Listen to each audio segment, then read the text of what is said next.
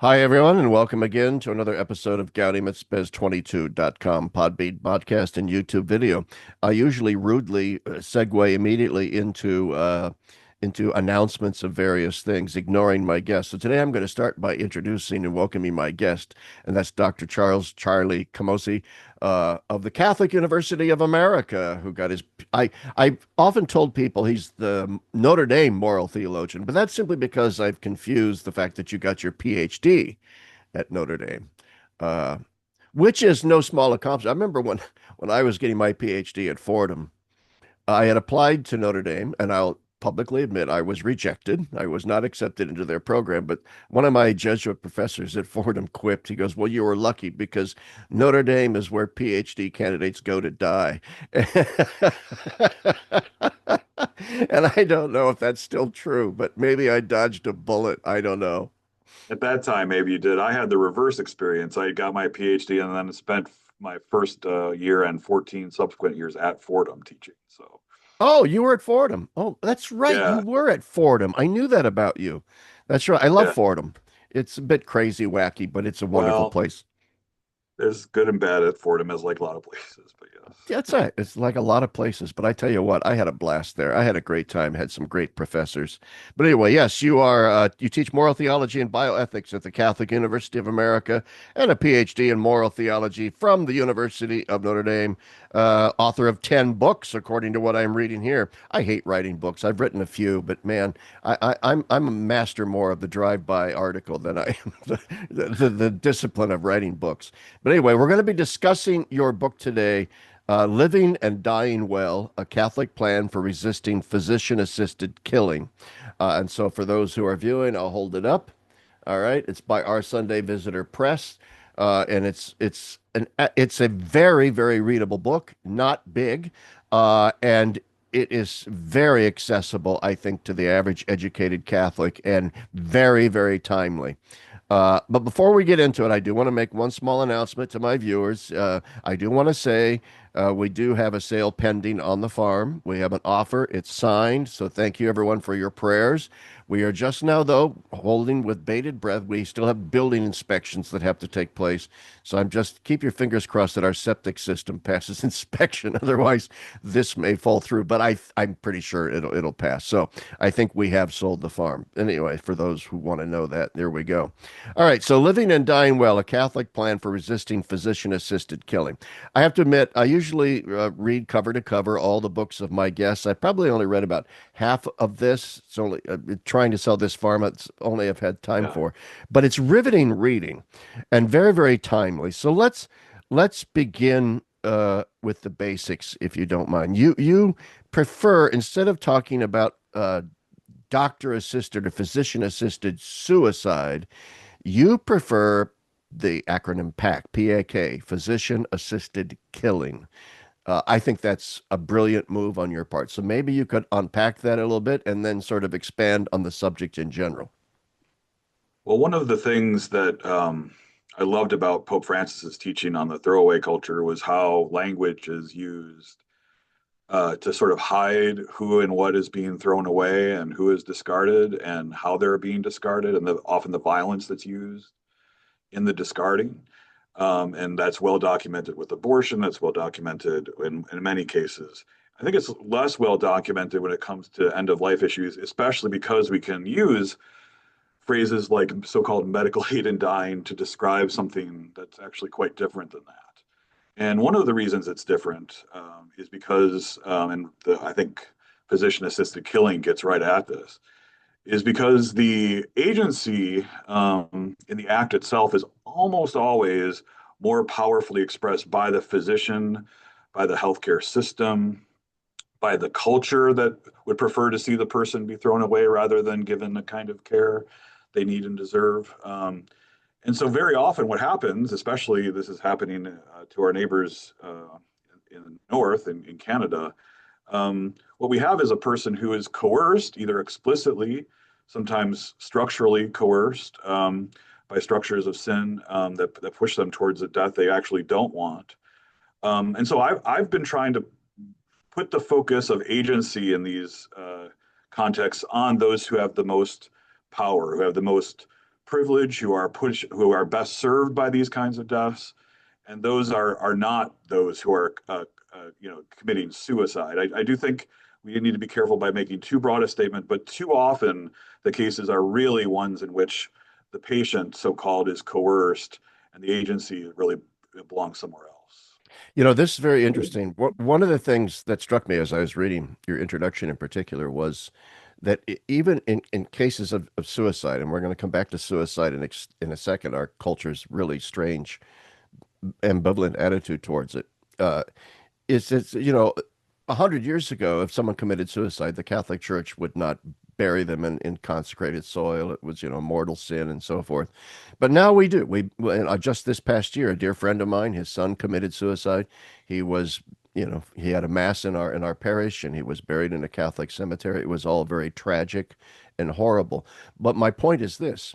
The church herself has now come to the realization, and I think the broader medical community as well, that one who commits suicide is not in even without physician assist, just one who commits suicide is not engaged in an autonomous action of full moral agency where I'm in full possession of my wits and my faculty. I mean, it's usually someone who's in extremis, who's in distress, whose freedom is compromised, whose psychology is distorted, who's just crushed by life. All right. And so we recognize, well, they weren't in their right mind. And so we're going to bury them. And yet, when it comes to physician assisted killing, you know, liberal types, educated types say, well, we're talking about autonomy here, moral agency. And yet your book really exposes the fallacy there. I love that you went right away to thinking about assisted or just the concept of a suicide more generally in really powerful ways. I should have probably talked a little bit more in the book about how the church has done precisely what you just said. But it's so interesting. We don't at all hear about autonomy and freedom and choice and staying out of other people's decisions and who are we to impose our views onto people. Quite literally, people will wrap themselves around somebody who's on a bridge so they don't jump off. Like take their belt out of their pants, wrap the belt around the person and stay. I mean, it's so moving. I'm almost tearing up just talking about it. It's such a Well, moving we've thing all to think seen about. it. We've all seen videos of police officers and others doing that. And it's not at all narrated as a situation where we say, oh, this is imposing an outside view of the good onto somebody's autonomous decision to make about their own bodies and their own lives. No, we just assume, of course, that if somebody were in such a desperate situation that they would do this, they're not thinking properly. They don't understand the value of their own life. And because they don't understand the value of their own life, we are willing to take even measures of physical force to say, I'm going to physically restrain you so you don't do this. Um, and even as I went on to write this book over the course of a year or so, I would often type into Google something with the word suicide in it, and probably all of us know what happens when you do that. An 800 number shows up and says, "Are you in trouble? Do you need help? Call this number," because the presumption is, of course, against someone killing themselves, right? Even with Google and other kinds of electronic resources like that. But for some reason, and it is liberals, but it's also a kind of sort of knee jerk, maybe U.S. American reaction that individuals have the right to decide what they're going to do in this context, and who is the government or any of us really to sort of step Yeah, in I and could say, imagine right-wing libertarians being in favor of this. I've seen that more than once. A kind of for lack of a better way of saying it, MAGA influencer saying, talking about dementia and sort of situations of dementia and maybe not using dementia, not using physician-assisted killing to sort of address the dementia crisis that we have, which appears a lot in the book. His reaction online was, so what do? We just have them sort of sit in a bed and shit themselves all day long, right? His attitude Yeah. was, of course we need to have this available to people in such a desperate situation if they quote unquote autonomously choose to do so. So I argue in the book, it's less about right and left, and it's more about a kind of understanding of vulnerability, understanding of the right understanding of autonomy versus vulnerability and care for the other. Absolutely. You did write a lot about dementia here, and I think that's something very, very important to bring up because we have an aging population, and I have very intimate dealings with it. My 89-year-old mother has very advanced Alzheimer's. She still lives with my 92-year-old father, and he's struggling to take care of her, and we've Uh, had to in the middle of the night go searching for her because she's left the house. She gets physically violent and abusive towards my father because she doesn't recognize him and doesn't think he's her husband. You get the drift. It's just horrific. But the last thing in our mind would be, well, we just need to send mom off to some sort of clinic and like an old cocker spaniel, put her down. And people often use that too, and I want to bring that up. All right. We euthanize our dogs. We treat them more humanely than we do our elderly and so on. Well, we're not treating them more humanely because they're not human. And that's why we don't blink twice about putting a dog down who has no sense of mortality or impending death, and they're old and they're sick. And so you put them down to alleviate their suffering. You don't do that with a human being. I find that to be the most ludicrous of arguments in favor. But I digress. I mean, we do have this dementia issue that is going to become ever more pressing upon us. yes. Yes. It's already at crisis levels now, Larry. We in fact don't have the kind of, and a big theme of the book is to try to rebuild our familial and communal structures to help care for people who do need, let's not pretend otherwise, and you know this, have given your own family situation. We need substantial resources and communities with lots of caring capabilities to properly care for somebody in these contexts. And those have frayed in ways that we now sort of, in part because we want to push the death and dying process outside of the cultural mainstream. We often push people in this context into totally underfunded and understaffed so-called care homes, in which people don't often get very good care. In fact, New York Times expose, which I call to attention in the book, Yeah, yeah, uh, found that they often give patients in these contexts, residents in these contexts, antipsychotic drugs, not because they have any psychosis, but because they just simply can't care for them, and this antipsychotic drugs essentially keeps them docile. It doubles their chances of death, and of course, it's like essentially a chemical straitjacket, but it's their somewhat only option given the lack of resources we put into their care. So we're already, Larry, at this situation now. Think about what's going to happen in the next 20 years when the dementia population doubles, or 30 years from now when it triples. That's what at least I've seen as the numbers that are unfolding. Unless we do something dramatic in terms of how we change our diets or our environments, um, uh, and also people are living longer, so that's part of it too. People that survive long enough to get this more than they did before. Larry, I think it's fair to say I'm totally freaked out by that possibility because I think most people are going to look at that and say, hey, if my future is living in a totally underfunded and understaffed institution where they keep me on antipsychotic drugs or I get cared for by a robot, which is yeah, coming down the pike too. Um, Suddenly assisted suicide or assisted killing seems pretty good to me, right? If I'm facing that kind of yeah. future. And so I really, I hope it's not too dramatic, but I really think we face the possibility of mass killing of people with dementia via physician assisted killing if we don't change course quite dramatically. Yeah, and it's in some ways probably even happening now quietly behind the scenes. But the scary thing to me is the ignoring of the spiritual dimension of the human being here. I mean, let me preface this by saying that I think that under a certain Kantian influence, Mm. we have sort of rightly influenced that we don't use human beings as means to an end, right? I mean, that's essential Kantian ethics 101. You don't use human beings as a means to an end. Unfortunately, in a secular register, what most secular ethicists do is they stop there and they simply say, okay, we're going to stipulate these are the rights and we cannot go beyond these, and we don't treat human beings as means to an end, but end in themselves. But then in stopping there, not go the step further and say, why are human beings an end in themselves? What is a human being? And to acknowledge that there is a spiritual component in the human being. Now, the reason why I'm raising that is that I see in my own mother All right. 90% of the time, to use a comment, she's just out of it. And you think, well, mom's gone. She's not in there anymore. For sale sign is out. All right. But every once in a while, something will come shooting out of her that reminds you that she's still there, that she is in there.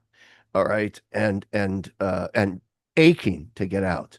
And yet we're going to warehouse these people, and we're going to treat them with such indignities that I wish that every pastor in America would get your book and read it, and treat it as a call to action for their own parishes, to rally the troops to help families that face this crisis. Yes, I have some hope because it hasn't been politicized yet, that perhaps we could have some kind of political interventions to address this crisis. Not a lot of hope, but I have some hope. Failing that, and maybe alongside that, regardless, we absolutely need the church to become the church here, uh, and and and I really do call for an all hands on deck approach for the Yeah. church to step up here. And we have done this in the past. There's some evidence, in fact, to show that the early church spread became more popular because of how they performed in crises, just like, or at least analogous to this kind of medical crises. And I think we're here again. I don't think we need to choose between what we need to do for our loved ones, our elderly loved ones, our sick loved ones in these contexts, and spreading the gospel. Because if we do this the way we should do it, it is going to be an unbelievable witness, an unbelievable evangelical witness Yes. in ways that we can't even really calculate. Yeah, as a Catholic worker, that sings to my soul. I mean, I'm echoing my friend Mike Baxter out at Notre Dame. I'm sure you know Mike, who said, every Catholic parish that has the means should have, a house of hospitality, these kinds of things, and that Catholics would once again become known as the champions of the corporal and spiritual works of mercy, as Dorothy Day wanted. But anyway, I'm going to come back to the question of suicide and moral agency. Sure. And the fact that you point out in your book that our culture has this ambivalent attitude towards suicide. On one hand, it's wrong, and in the sense of it's psychologically compromised. On the other hand, saying we need to valorize people in their autonomy as they face end of life decisions or disability decisions. How do you think culturally that folks who advocate for this square that circle? How did this? I know in chapter one, for example, you talk about culturally, how did we get here? You talk a lot about consumerism. You describe the West as the consumeristic West. So I assume that's entering into your analysis of how we got here as a culture. But surely most people who advocate, surely, right, for physician assisted killing understand that the person requesting it is not in full moral agency. This is what I don't get. How did we get to this point?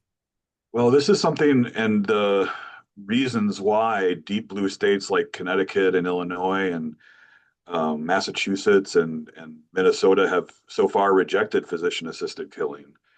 The reasons why they've been able to do it is because of the witness of disability rights movements primarily, and disability activists themselves and disabled persons themselves literally wheeling themselves up to the table and giving their witness for why this is a terrible idea. And one of their central arguments is, hey, once you sort of give any reason that's quote unquote acceptable for why somebody should want to kill themselves and have it be legal for them to kill themselves in a situation, you're essentially saying that lives like ours either aren't quite as equal, not as worth living, or we can sort of understand why you would want to kill yourself, right?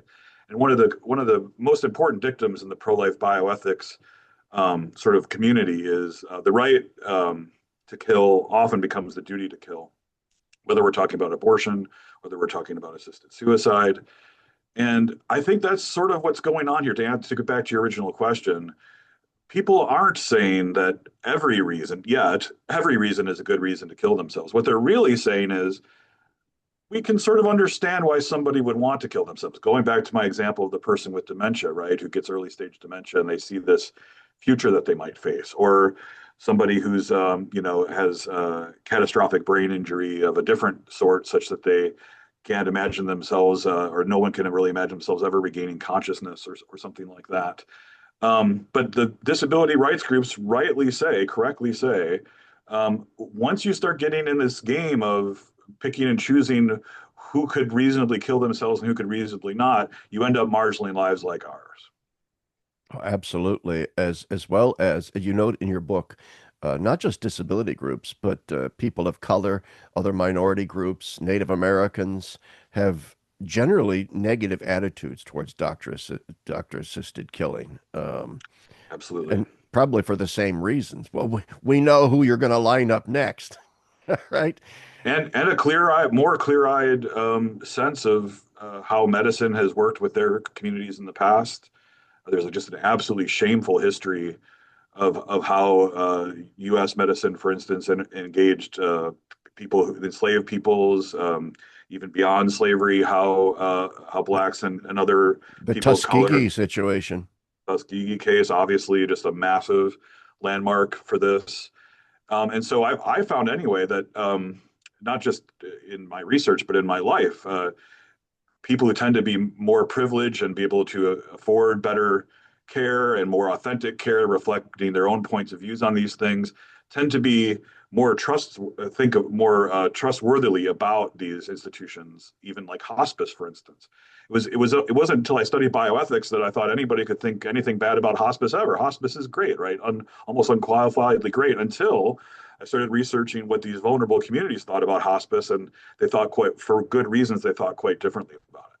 So yes, the push for physician assisted killing is led in the United States anyway, almost exclusively by people who imagine themselves as in control of their own lives, who have power and privilege, who see this as almost one last chance, but almost certainly one last chance to sort of say, in the face of something which shows they don't have power, right, and don't have control, a last final attempt to sort of imagine they have control and power. Yeah, and I like what you said about how the right to kill oneself suddenly becomes the duty to do so. And then if the person is incapacitated, it becomes the duty of proxies to make that decision for them, which is also kind of dangerous. Well, mother left no directives, but we know she wouldn't want to be XYZ. So yes, go ahead and fill her with morphine, overdose her. Let's get this over with. And for example, I had no idea that this was a thing, but you mentioned in your book, and I underlined it with an exclamation point, that there are one of the categories now for qualifying for physician assisted killing is you simply what is it? The completed life feeling. Oh, I've lived long enough. I've done what I wanted to do with my life. Now I'm ready to leave. And to be honest, Larry, I find this to be the more coherent position, the one that picks and chooses about what is a legitimate reason to kill oneself, especially if autonomy and individual autonomy and freedom and choice and master of my life, master of my death is the sort of argument. Then who is to say to anybody for any reason you can't do this, right? If you're just sort of done with life, you're master of your own existence. So who is anybody to say, especially again in a consumerist context, that you can't just contract with somebody to help you kill yourself? That seems like a coherent position. It seems less coherent to say this reason, that reason, but not in that situation. So I think it's abhorrent. I think it's awful. I think it's terrible. But I think actually that's where the coherent sort of following the argument leads us to be. Yeah, and yet there is so much subtle coercion and sometimes not so subtle coercion for people to go out along those lines in terms of the reasons for killing or asking for assistance in killing oneself. Uh, you list the five top reasons and you point out, and I didn't know this. This was eye-opening. Fear of suffering pain is not on the top five list. And that, Larry, is not just in Oregon, which is where I pulled that particular factoid from.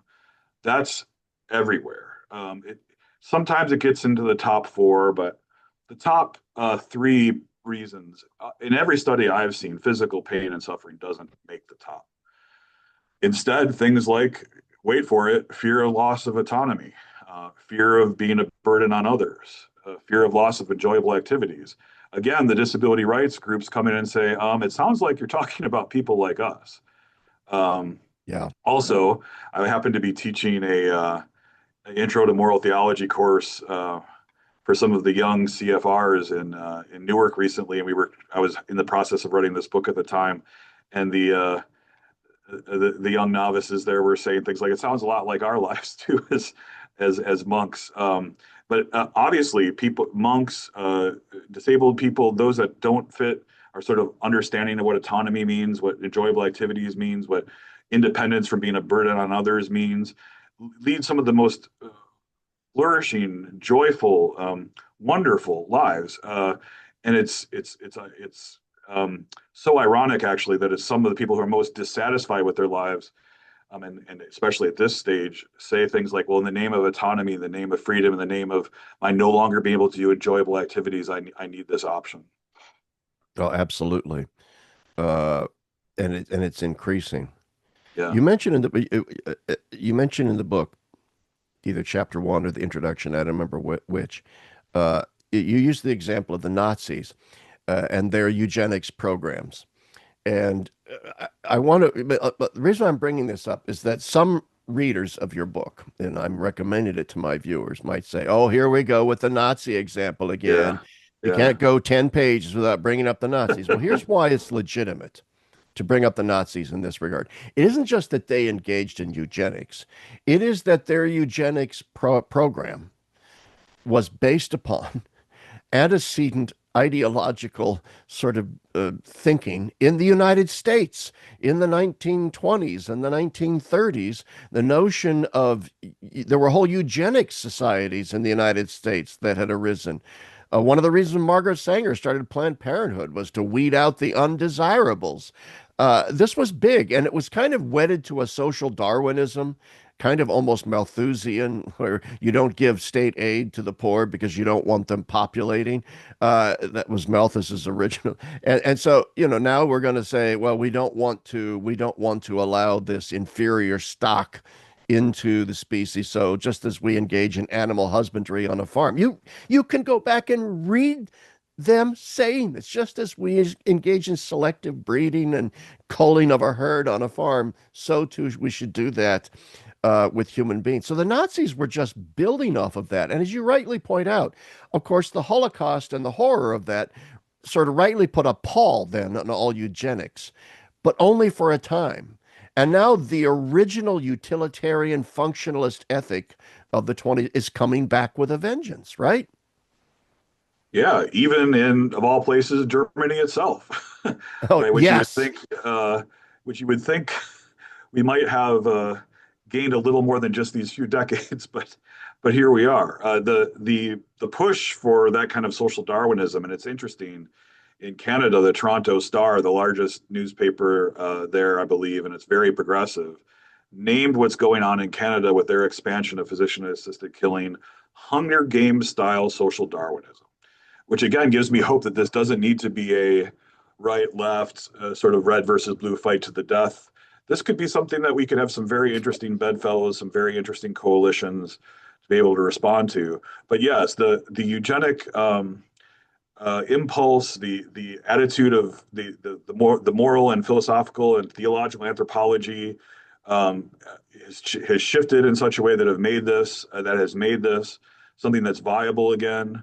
And again, I share your commitment to not invoke the Nazis at every turn. I sometimes play the game that the first person to invoke the Nazis loses the argument, right?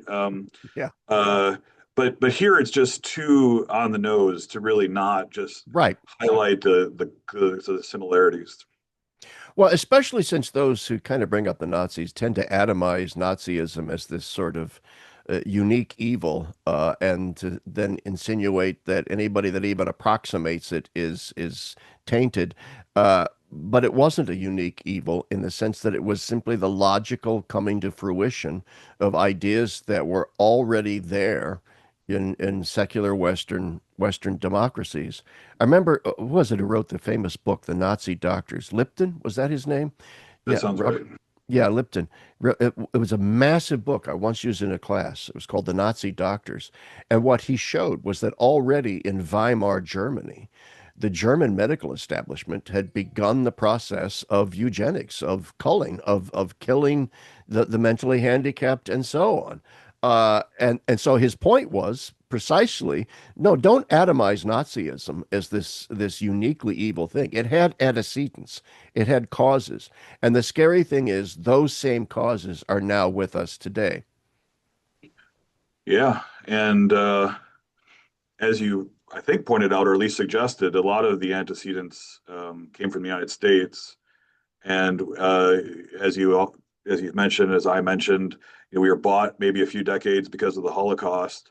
But this concept of life unworthy of life has is now back in full force. And again, it doesn't fit along our neat and sort of well-trod political debates. There are people on the right who think of certain lives not worth living in a way that's very similar to people on the left.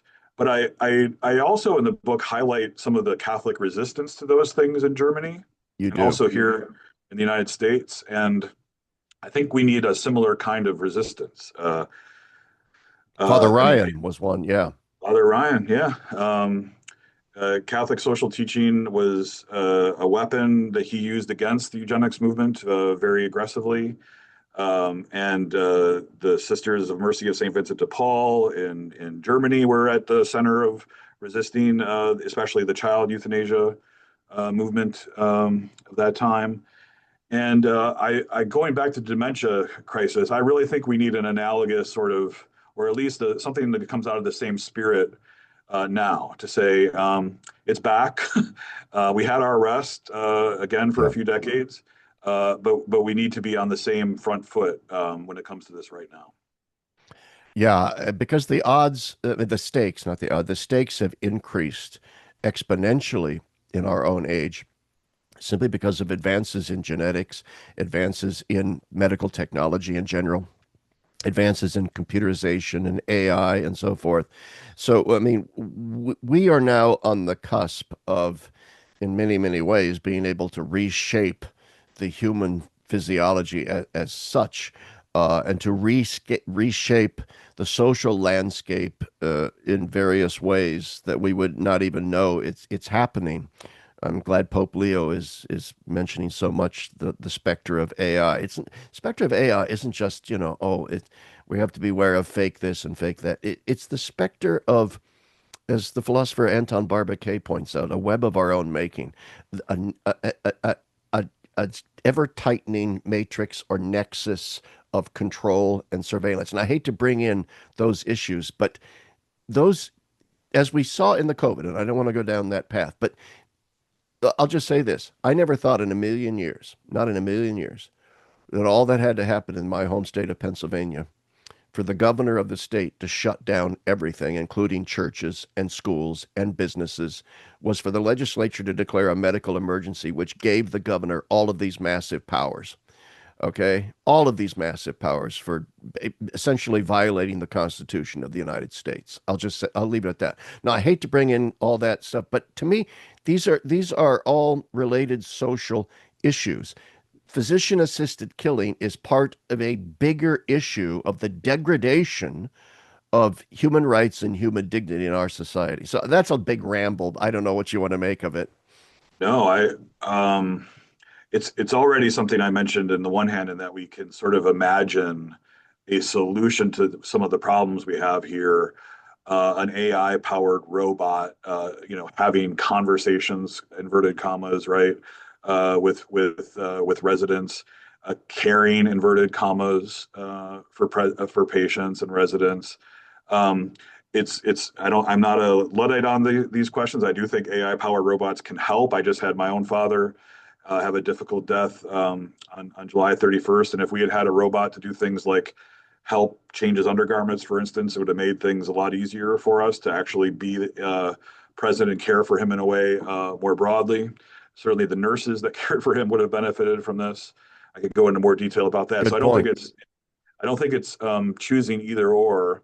But when we get to the point where we can sort of imagine these things as real conversations, as real kind of care, and not just talking euphemistically or in shorthand, we have a big anthropology problem. And then And then the even bigger anthropological problem than that is we sort of imagine us as being large language models that are in meat sacks Yeah, uh, and not of the kind of dignity of your mother and my father and others who at the end of their life were sort of in and out of consciousness and not able to fully express the kind of creature that they were as a Homo sapiens made in the image and likeness of God.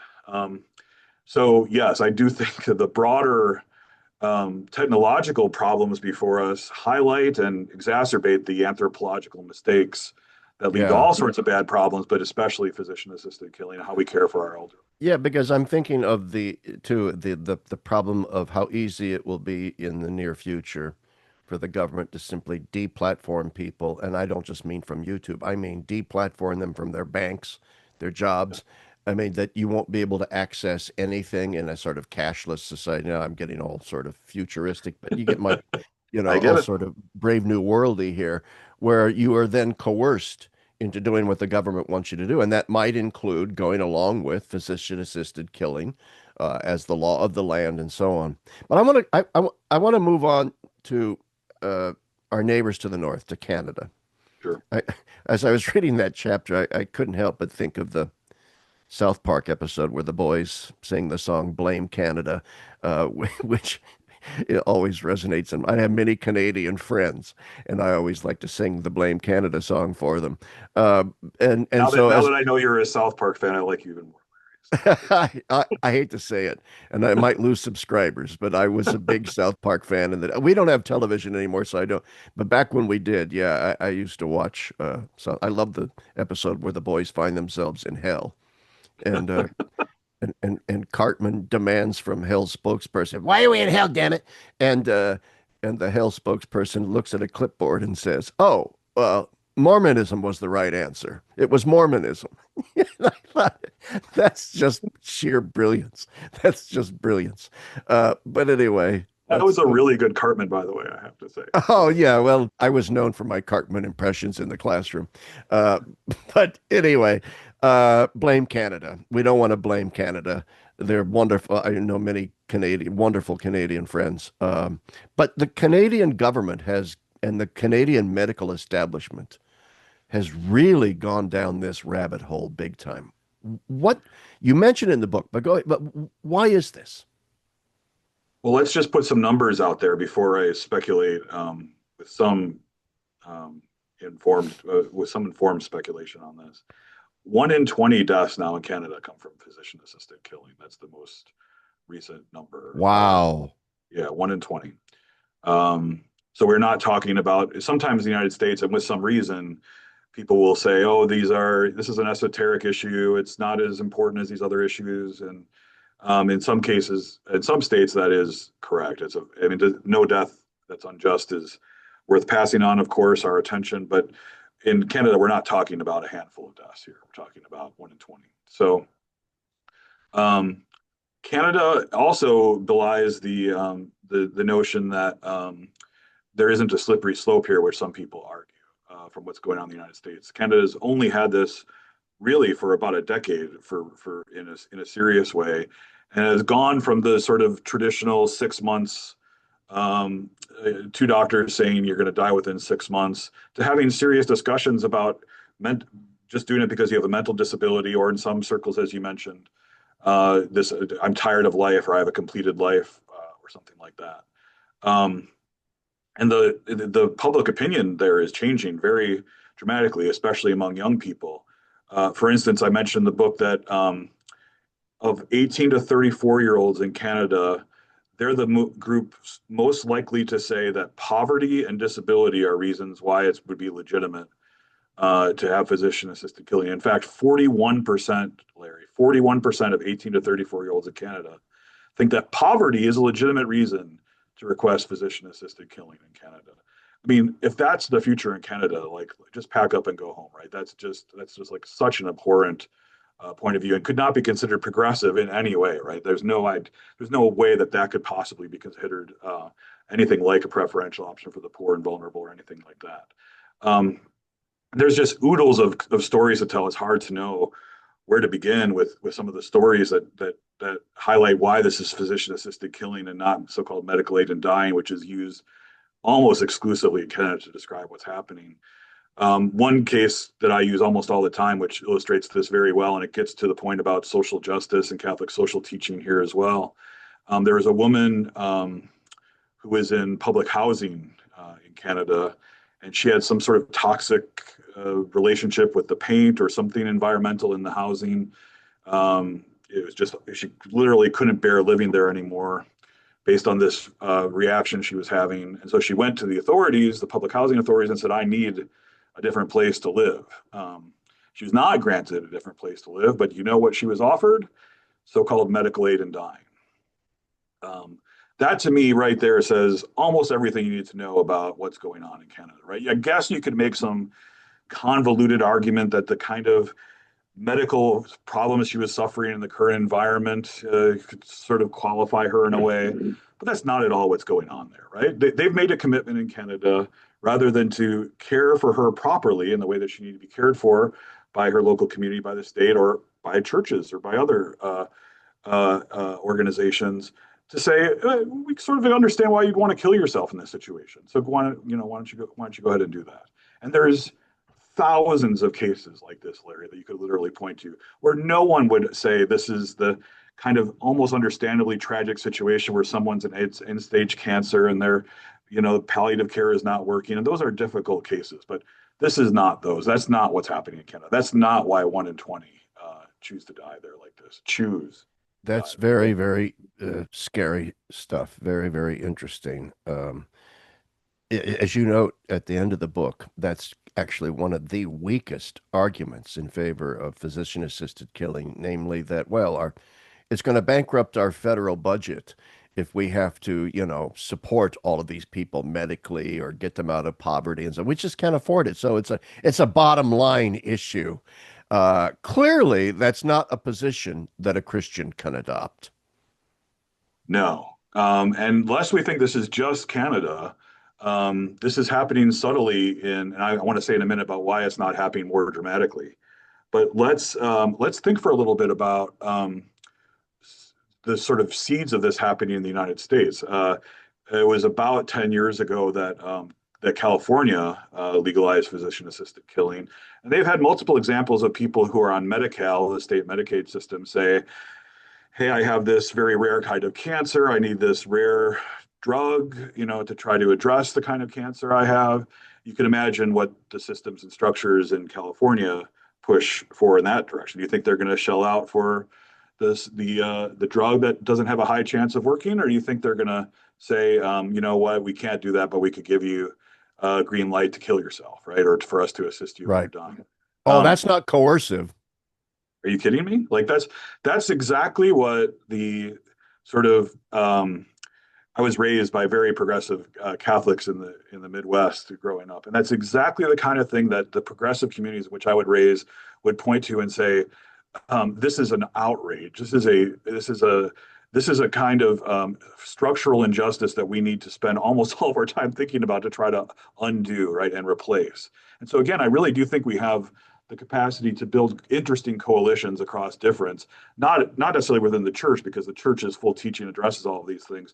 But I do think we can have right and left come together to examples like that and say, we have to find a different way of doing this. But let me get back to Yeah. this other point about, because some people will say in the United States, we just don't have the situation we have in Canada. And they're right. It's not there yet. It's not that it's that much better that people die in lesser numbers in New Jersey and California and Oregon and those places. And it's not as bad as Hunger Games social Darwinism yet. But here's one thing that gets lost in this, Larry. The reason why it hasn't gone down the slippery slope in the United States as much as Canada is because of Compassion and Choices. Now, Compassion and Choices, formerly called the Hemlock Society, is the most important organization for lobbying and funding attempts to pass physician assisted killing in the United States.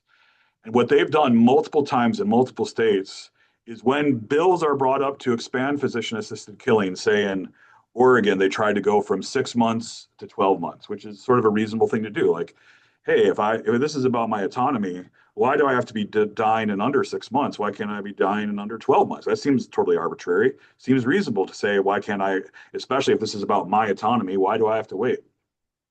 Compassion and Choices killed the bill in Oregon because they don't want people like us to be able to say, here's a slippery slope. Look what's Right. happening in Oregon. Something similar. I just talked to the head of the Catholic Conference in California. It's very clear Compassion and Choices is doing something similar there. A representative tried to bring expansion bill to California, was going to per our earlier part of the conversation, Larry, it would have expanded it to people with dementia explicitly. Yeah. Guess who killed the bill? Well, of course, the USCCB or the local Catholic Conference was against it, but Compassion and Choices was against it too and killed the bill very cynically. Not because they don't eventually want us to get to that point, but they understand that we have to kind of prepare the ground for the reasonable cases and get it legalized across the country before we move there. So this is So very, very, I'm sorry, I interrupted. Go no, no, ahead. go ahead, no, go ahead, no, go ahead. I was going to say, so this is why it's so very, very important, the fact that the majority of American states still have not, even progressive states like Massachusetts, have not green lighted physician assisted killing. Because insofar as there are these firewalls still in place, then places like Oregon and California, New Jersey are going to say, well, see, we're being reasonable here. But if the entire United States suddenly went PAK, physician assisted killing, then we'd go the way of Canada for sure. No question about it. In fact, I think we might even go faster because once that's Yeah. unleashed in our consumer obsessed culture and with the anthropology that is brewing, not just below the surface, but maybe even spewing out, it's hard to see how we would put a stop to it. It's hard to see Do you think it makes a difference? I don't know. I'm just talking at the top of my head. Whether or not these debates arise within a country that has a national health system like the UK versus a system with privatized medicine like in the United States. Insurance companies are no philanthropists, and I could see them coercing people into suicide as well. So I'm not here to be an advocate for our system, but I just mean empirically, is there any sense that you would have that it would be worse in a National Health Institute sort of setting than in what we have?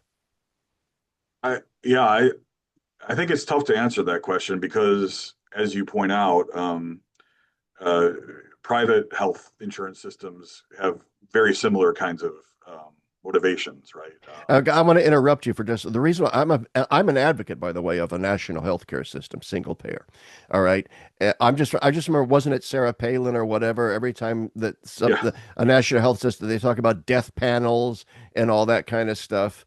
it's legit. It's a legit question, absolutely legit question, and I don't think there's an easy answer to this. I will point out that Europe is also a mixed bag when it comes to this. Yeah, So plenty of countries that have, or multiple countries that have national health service are in favor of physician-assisted killing, and many are in fact not. So at least in principle, the idea would be there that if, especially if you have a debt like ours, and our debt is being driven by these costs, and people say these costs are, oh, and here's evidence in support of your wondering this.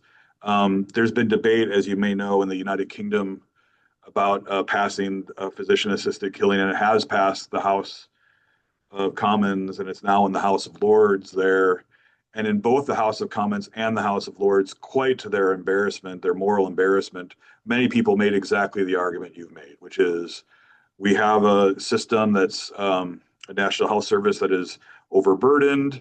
It's of course couched in the individual autonomy of people to do with what they want, but it also just happens to have this other benefit, Larry, which is it can yeah, cut these extreme costs at the end of life and work better for the National Health Service. So I think it's complicated, but there are certainly people making these arguments explicitly. yeah.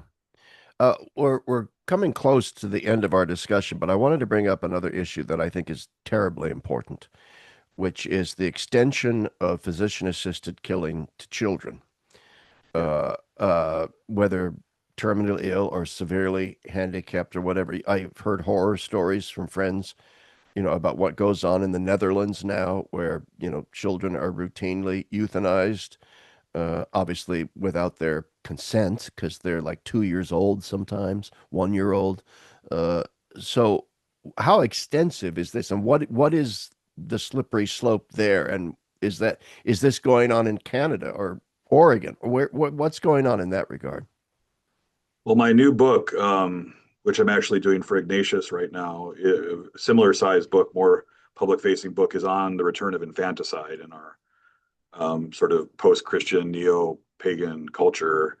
And this is explicitly what you just asked about is explicitly at the center of that new project. And it comes out of this project because it's very much linked.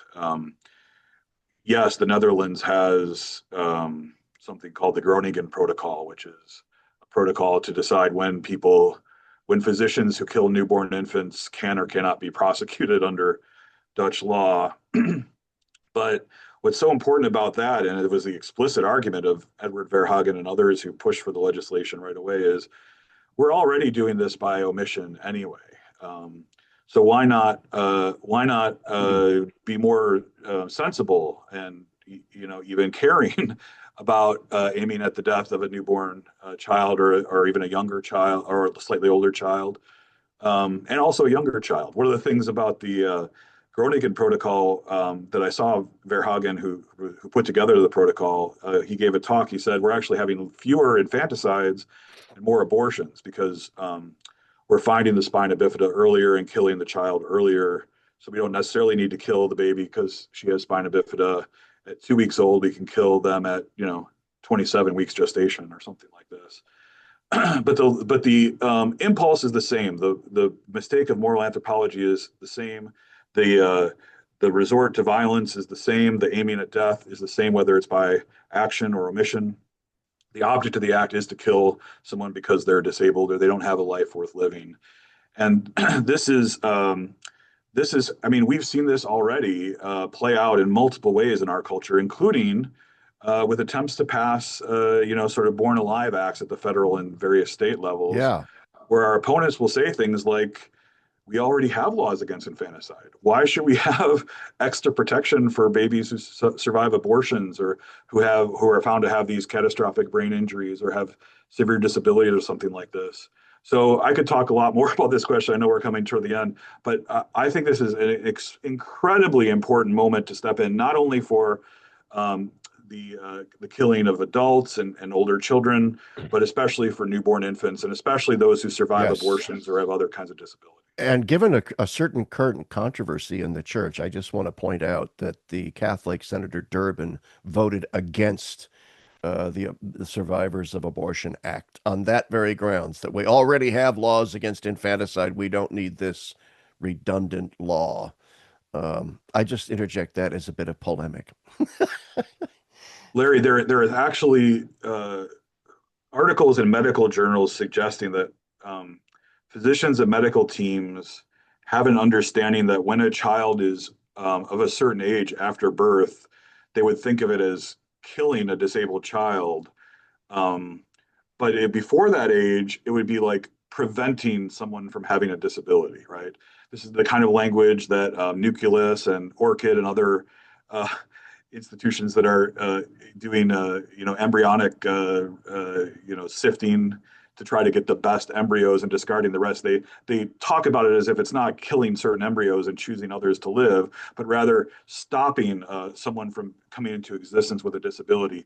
Now, you could almost understand because of our inability to understand what the human embryo is, even after all these years, in many cases, why they would make that mistake. But even at this post birth state, this is how some physicians imagine it. At a certain age, it's preventing someone with a disability from coming into existence. But beyond that age, they imagine it would be killing somebody with a disability, and so therefore be wrong. That's where we're at. That's the Yeah, post-Christian neo-pagan culture, and we yeah, should be totally unsurprised by that because, of course, this was ubiquitous in the ancient world with ancient Greeks and ancient certainly Romans. was. And it was the Christian Revolution that transformed it. But you're also entirely correct. It's already going on in some ways by omission. I was just reading a story the other day about a woman who had Down syndrome baby born, and it was born, as often is the case with Down syndrome babies, with a heart defect and a defect in its colon that needed to be surgically repaired in order for the baby to survive.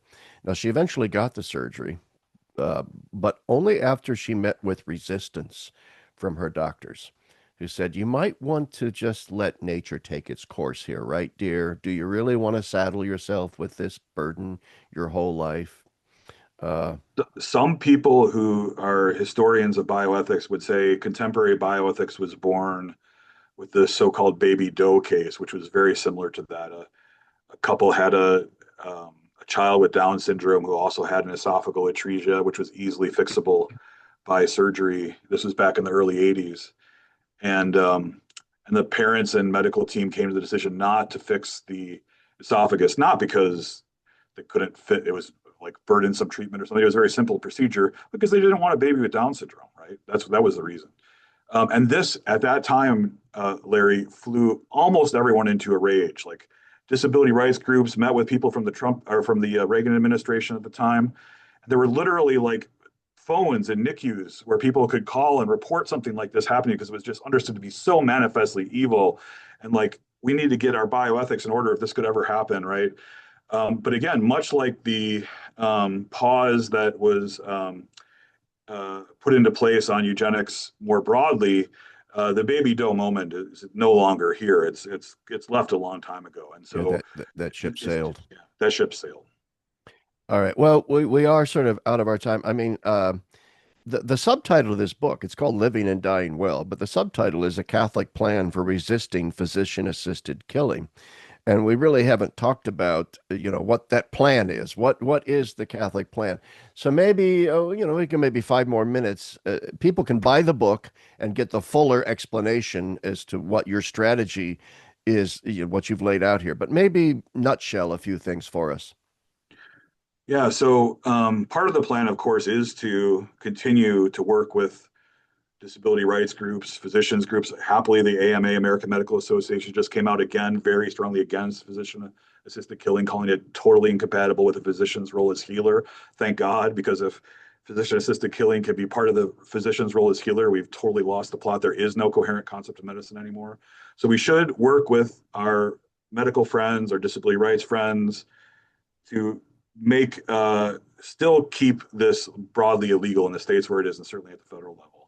But as we just got done talking about, Larry, even if you make aggressive active killing or aggressive active assisted killing illegal, this happens on the down low by omission all the time anyway, including in these states where it's illegal. So it will never be the solution. It will only be part of the solution. And part of the solution has to be to create a counterculture. So Pope Francis was all about creating a counterculture of encounter and hospitality, which could resist the throwaway culture, resist this kind of aggressive culture of death, violent throwaway culture. And so I have three chapters that finishes the book, one on individuals, one on families, and one on communities and the broader communities and institutions. And in each one of those chapters, I suggest things that we need to be thinking about for creating that counterculture of encounter and hospitality. So we've talked about it a little bit already. Being around for our parents, right, would be a really important part of that. Having children, having as many children as God is giving us would be an important part of that. I had at a talk I gave relatively recently on this topic. Someone suggested, and I think this is a brilliant move, especially for anyone listening to this that's involved in curriculum or ideas surrounding pre-Cana. It'd be wonderful if our pre-Cana Catholic couples were asked these questions, like who's going to care for mom and dad? What kind of housing arrangements are you going to make? How is honor your father and mother as a very important commandment going to show up in your marriage and in your family life here? But also thinking about your own situation in that. And then we've talked about Catholic parishes and dioceses already, at least implicitly in this discussion, and the USCCB. We have to have all hands on deck approach to this. And again, it's not something that needs to take away from abortion. It doesn't take away from infanticide. It doesn't take away from a broader understanding of what it means to witness to human dignity But in it's our all culture. linked. It's all linked. It's all linked. In fact, this kind of witness makes us better activists for prenatal justice and neonatal justice. Oh It doesn't gosh. make it worse. Um, I can't let you go just yet. I have one more question Sure. that I think is important. It has to do with organ donation, and that I could foresee a time when the option for physician assisted killing would take the form of we're going to anesthetize you and then we're going to remove all your organs. We're going to harvest your organs, and thus your death will give life to all kinds of other people.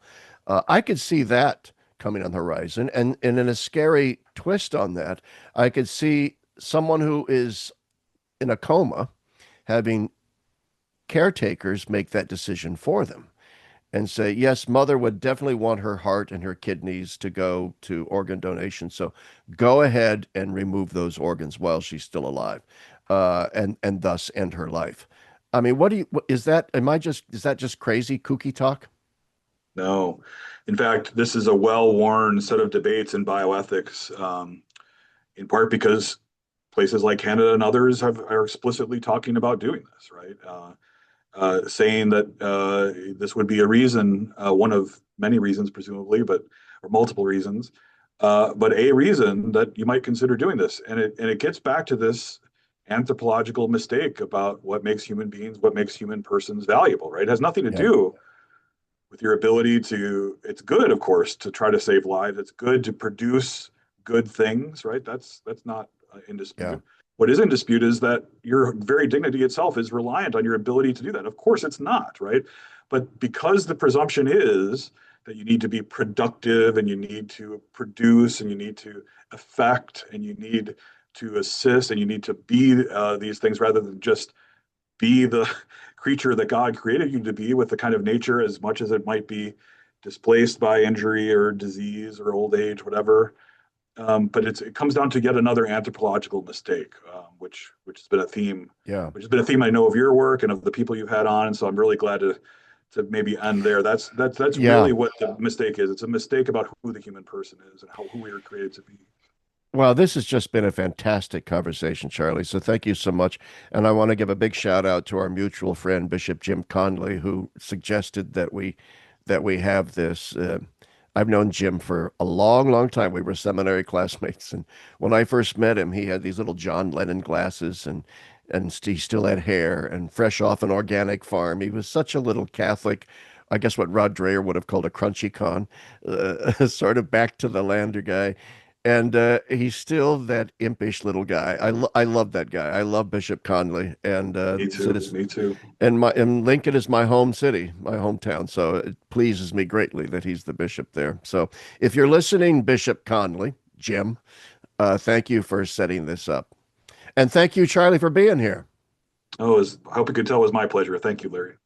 All right, and thank you everyone for listening. Bye now.